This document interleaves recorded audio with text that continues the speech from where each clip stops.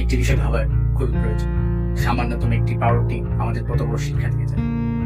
একটি পাউরুটি যখন একটি দুধের গ্লাসের মধ্যে ভিজে, তখন আমাদের শিক্ষা দিয়ে যায় কারোর জন্য অধিক ভেজাল কারণে নিজেকে ভেঙে পড়তে হবে। কেন জীবনের বেশিরভাগ সময়টুকুতে চুপ থাকাটা প্রয়োজন, কেন নিজের মূল্যায়ন বোধ বোঝাতে চুপ থাকাটা বেশি প্রয়োজন।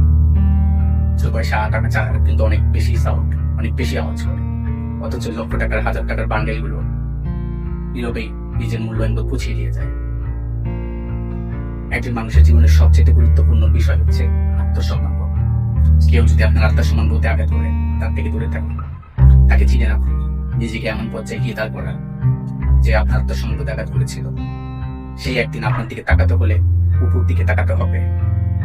আপনাকে কখনো নিচের দিকে তাকাতে হবে না। এই জায়গায় দাঁড় করুন, নিজের মূল্যহীন বোধটাকে বোঝার চেষ্টা করুন এবং নিজেকে ওই সব মানুষ থেকে সবসময় দূরে রাখুন।